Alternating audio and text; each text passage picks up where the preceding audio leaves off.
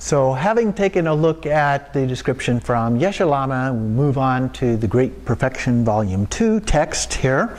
They're very similar. There's a few nuances of differences here or there, but they're very similar to each other.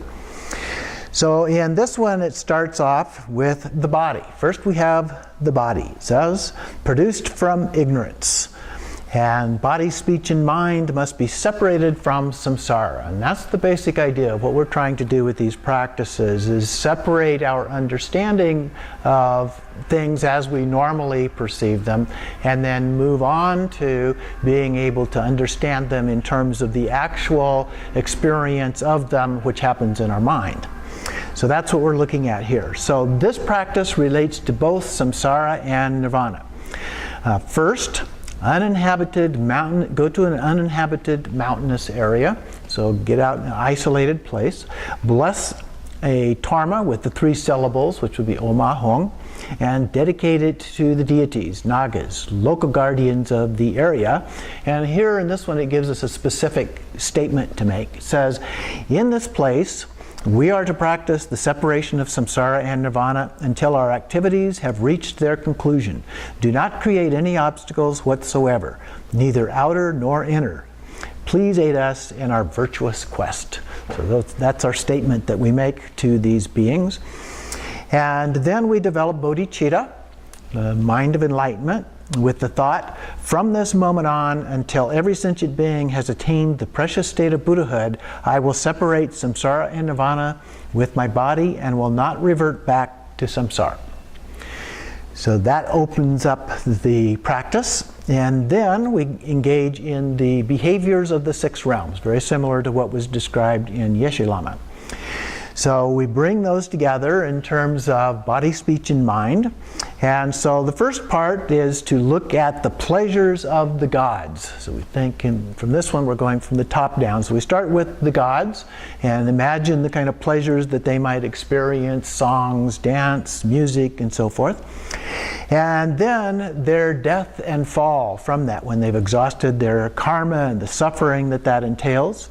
Then the demigods or jealous gods, they tend to fight and quarrel. You may recall in the stories of the demigods, there's a wish-fulfilling tree, and the roots of that are in the realm of the jealous gods, and the top with all the fruit and the wish-fulfilling aspect of it is in the god realm, and so they don't get any. So they're always jealous, and they're always trying to fight and having wars and so forth. So here it says they are killed and dismembered, they stage battles, wars, and other such things, and experience all manner of both happiness and suffering. And then we move on to the human realm, and we experience various forms of happiness and enjoyments, the sense pleasures and so forth. And middle class engages in business and agriculture, subduing their enemies, protecting loved ones, while living in a state of misery. They also experience birth, old age, sickness, and death. So a variety of experiences that we have that are identified with the human realm here. And then we have the animal realm, acting in a manner of stupidity, ignorance, and enslavement that the animals experience. Then we have hunger and thirst that torture the spirits or hungry ghosts, and the suffering of heat and cold of those in the hell realm. So those are the different experiences, very similar to what was described, as I said before, in the Geshe Lama text. So it goes on to say, physically run and leap and move and sit around, act out the behaviors of the 6 realms, and then verbally express sounds and expressions that these beings make. Do all this spontaneously and continuously until you're completely tired and worn out. Then turn your attention to the ensuing state of consciousness and observe your mind in its original state and relax. So in this one, it doesn't go through a separate series of things related to the mind, but we go through it physically and verbally, and then we stop, and then we investigate mind in its natural state by resting and relaxing at that point. Alternately then, it says you can physically act out the peaceful and wrathful deities or blissful ones.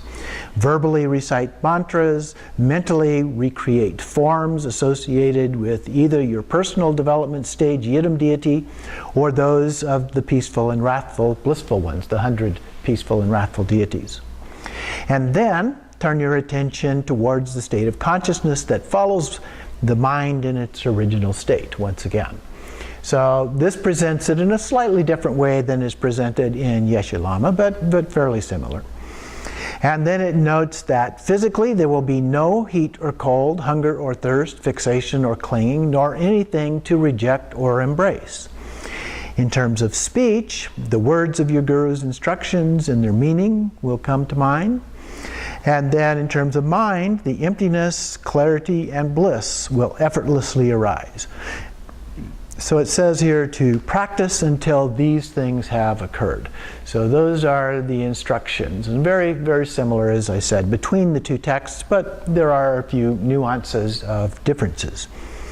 And then it says the separations of body, speech, and mind would be practiced in tandem with the preliminaries of the 3 gates. Now here, those are the Nundro practices. And so what is suggested here is that you practice the Nundro. You can do the brief Nundro practices that we have talked about doing previously. And then that kind of sets the stage, and then you go ahead and in your isolated place do the things that are described here. And so this then is said to condense the essential aspects of these practices. So that concludes the second description of these practices based on the Great Perfection Volume 2 text.